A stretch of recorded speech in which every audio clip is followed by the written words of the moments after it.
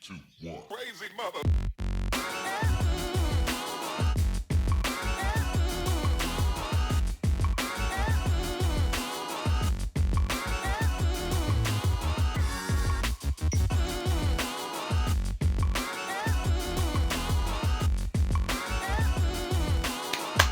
Hello again. Recently it has been Mermay. For anybody who doesn't know, during the month of May, all artists come together as one community and draw mermaids of all different types, shapes and sizes, etc. I decided, you know what, instead of just drawing instead of drawing a random mermaid, I figured, why not try and really use my skills as a character designer and storyboard artist, exercise my skills with a little bit of background design. One thing that has inspired me for years and years has been the Disney version of Peter Pan. One part that I really love was the Mermaid Lagoon. It's a very short section of the story in Neverland. Apart from Captain Hook mentioning it and the mermaids trying to drown Wendy, you don't see a lot at all of Mermaid Lagoon, which I feel was wasted because the background design is absolutely beautiful and the mermaids are fun and interesting. So it just felt a bit like, why can't we stick around a little bit longer? I think it's like less than a minute that you get to see them. However, the main point of why I'm bringing this up is because I wanted to use the background design of Disney's Peter Pan for the Mermaid Lagoon in my own artwork for Mermay. Obviously, I took inspiration from that, mainly to figure out how am I going to do the background? What am I going to do with it?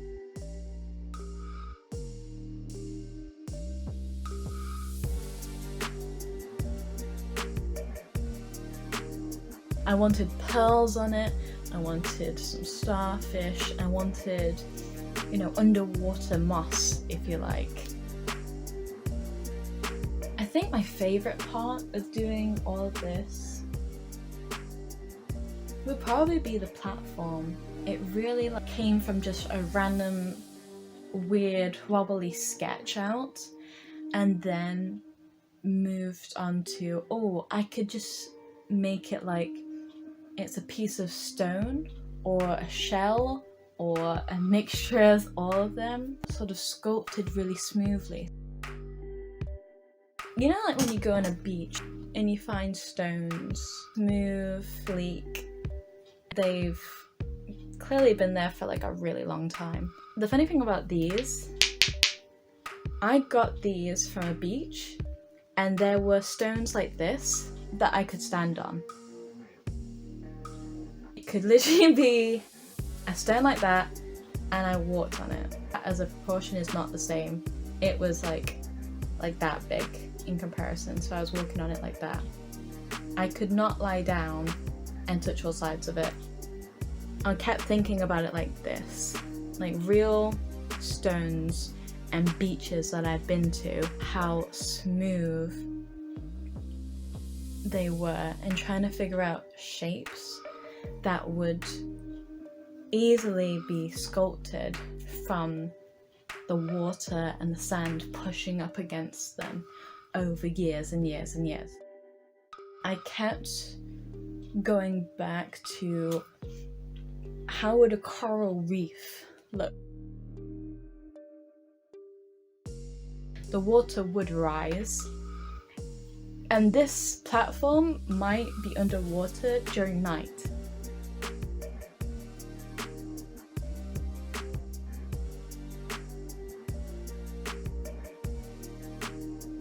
Looked at pictures of people on holiday at tropical places, waterfalls, rocky beaches, and shell fashion things to really try and get a different feel for it, because obviously when everybody does mermaids, they do the same sort of thing or they do something that's completely the opposite of mermaids, like putting clothes on them, doesn't give you a mermaid feel. So I wanted to keep it very simple with a mermaid feel, a little bit of old school Disney, and then just put my own thing all together. So that was that part. Do you want a cup of tea? Are you okay? Sure. You drink some water as well. It's important to stay hydrated. So, for me, the hardest part was the background. I went over it 100 times, did like several sketches of it, and then went back again and again and just tried to refine it a little bit. I went back to my references of these cliffs and tropical beaches, cave-like surrounding to give you that sort of like comfort and safe feel around the mermaids. But then I also wanted that Disney feel of using colour rather than just, you know, just making it really flat and ordinary.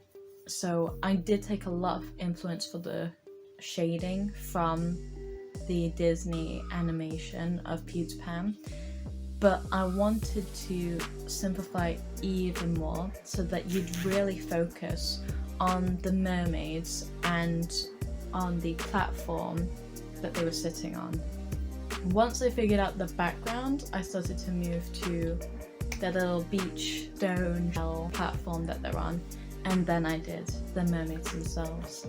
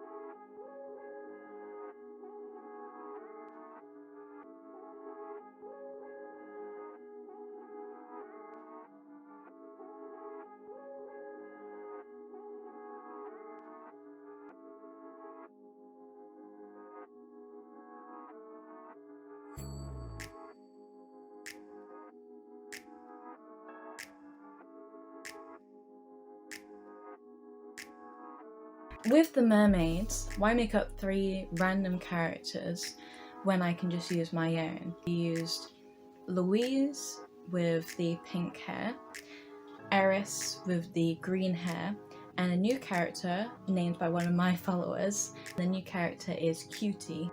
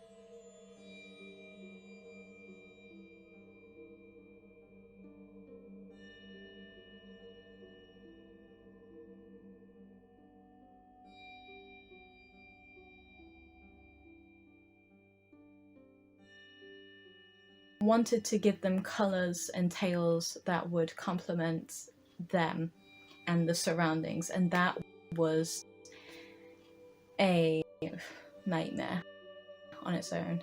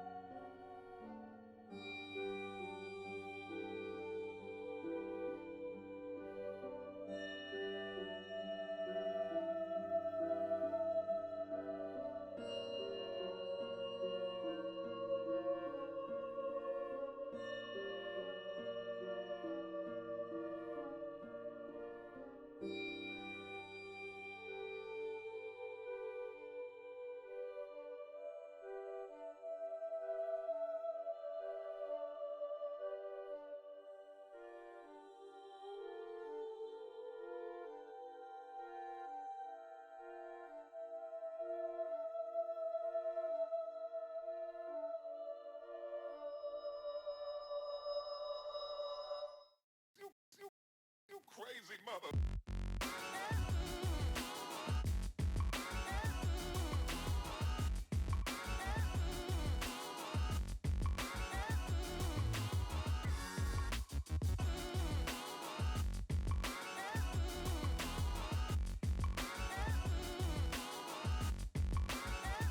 Thank you so much for watching this video. I really hope that you enjoyed watching my process.